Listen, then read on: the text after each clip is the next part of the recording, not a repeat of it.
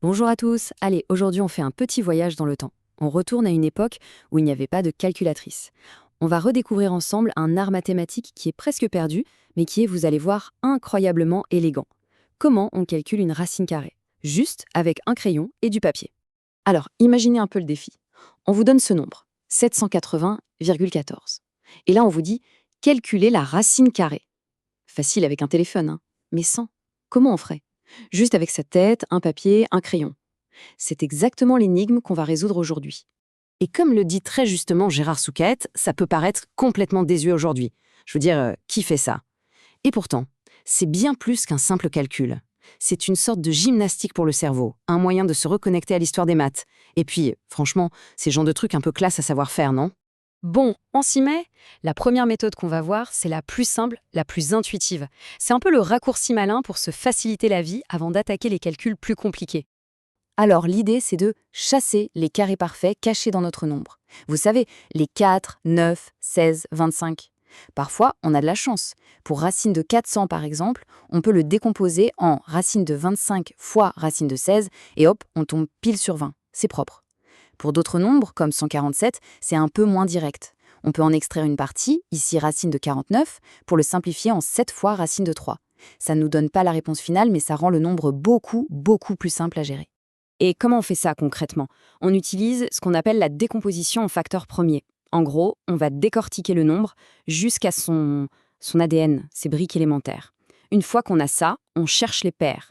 Dès qu'on a une paire de facteurs identiques, c'est comme s'ils avaient un ticket de sortie. On en sort un de la racine carrée. On multiplie ensuite tout ce qui est sorti et tout ce qui est resté coincé à l'intérieur. C'est super élégant comme méthode et ça marche à tous les coups pour simplifier. Allez, on passe à la vitesse supérieure. Là, on attaque la méthode la plus puissante, la méthode classique. C'est un algorithme qui ressemble un peu à la division qu'on a apprise à l'école, mais en plus costaud. Et avec ça, on peut trouver une réponse avec autant de décimales qu'on veut. Pour bien comprendre cet algorithme, et pour que ce ne soit pas juste une série d'opérations un peu barbares, on va utiliser une image. Imaginez que notre nombre, 780,14, c'est l'aire totale d'un grand carré. Notre but, c'est de trouver la longueur de son côté. Et on va le faire, chiffre par chiffre, en construisant ce côté petit à petit. Alors, la base mathématique derrière tout ça, c'est l'identité remarquable a plus b au carré. Chaque fois qu'on trouve un nouveau chiffre pour notre racine, disons b, c'est comme si on agrandissait notre carré déjà existant, de côté a. On ajoute 2 rectangles et un tout petit carré dans le coin. C'est en calculant l'aire de ces ajouts qu'on se rapproche étape par étape de l'aire totale qu'on cherche. Bon, on se lance avec notre 780,14. Première chose à faire, on groupe les chiffres par 2 en partant de la virgule. Ça nous donne 7, puis 80, puis 14. On s'occupe du premier groupe, 7. Quel est le plus grand carré parfait plus petit que 7? C'est 4, la racine c'est 2. Parfait. Ce 2, c'est le tout premier chiffre de notre réponse. Ensuite, on soustrait, on abaisse le groupe suivant et on continue le processus. C'est une mécanique qui ressemble vraiment à une division et qui nous permet de débusquer les chiffres les uns après les autres. Ok, on a vu la méthode de construction. Maintenant, on change complètement d'approche. Oubliez la construction chiffre par chiffre. On va voir une technique basée sur l'approximation, sur l'art de deviner et de s'améliorer à chaque fois pour converger super vite vers la bonne réponse. Un vrai secret d'initié. Cette méthode, elle n'est pas nouvelle, hein. On l'appelle la méthode babylonienne, c'est dire. Et elle est d'une efficacité, mais redoutable. Son secret, c'est ce qu'on appelle la convergence quadratique. Ça a l'air compliqué, mais l'idée est dingue. À chaque nouvelle tentative, le nombre de décimales correctes double. Oui, double. Essayons avec un exemple concret. La racine carrée de 22. Pour que ça marche vite, il faut partir d'une bonne première estimation. On cherche le carré parfait le plus proche de 22. Bon, on est 16, 4, 4 et 25, 5, 5. 25 est plus proche, donc notre premier guess, notre première tentative, ce sera 5. On applique la formule une seule fois, en partant de notre 5 et bam! On tombe sur 4,7. C'est déjà bien plus proche que 5 en une seule petite étape de calcul.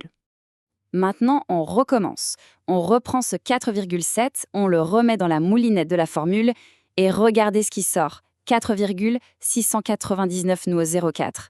C'est là qu'on voit la magie. Le nombre de chiffres exacts a explosé. On est passé d'une approximation correcte à une précision redoutable.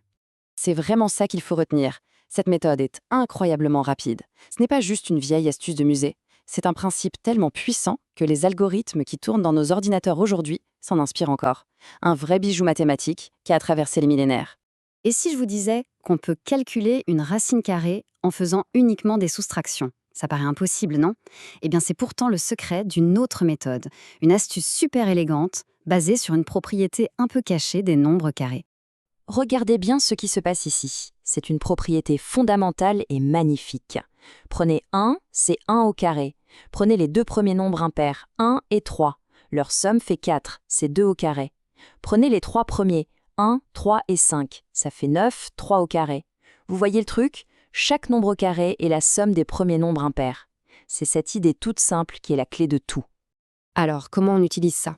Pour trouver la racine de 8733, par exemple, on prend la première paire, 87, et on y va. On soustrait 1, puis 3, puis 5, jusqu'à ce qu'on ne puisse plus. On a réussi à faire 9 soustractions. Eh bien, devinez quoi?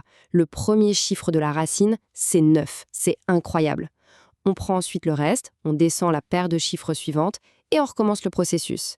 À chaque fois, le nombre de soustractions qu'on a pu faire nous donne le chiffre suivant de la racine. C'est presque de la magie. Bon, on a vu pas mal de techniques, le comment faire. Maintenant, prenons un peu de hauteur. Allons voir l'impact que ce simple concept de racine carrée a pu avoir sur toute l'histoire de la pensée humaine. Et vous allez voir, ce n'est pas rien. Même ce petit symbole, qu'on dessine sans même y réfléchir, il a toute une histoire. Ça a commencé avec un simple L chez les Romains pour latus, le côté du carré. Puis, bien plus tard, un V pour racine. Et finalement, au XVIe siècle, un mathématicien a eu la bonne idée d'y ajouter cette barre horizontale pour bien montrer sur quel chiffre le calcul s'applique. Et voilà notre symbole moderne. Mais la plus grande histoire, c'est celle de la racine carrée de 2. C'est un véritable drame antique. Pour les disciples de Pythagore, tout l'univers pouvait s'expliquer par des nombres entiers ou des fractions. Tout. Et soudain, ils découvrent que la diagonale d'un simple carré de côté 1, racine de 2, ne peut pas s'écrire comme une fraction. C'était une hérésie totale. Ça fait voler en éclats toute leur philosophie, au point que la légende raconte qu'ils ont voulu garder ça secret, et que celui qui a trahi ce secret a, disons, péri dans des circonstances étranges.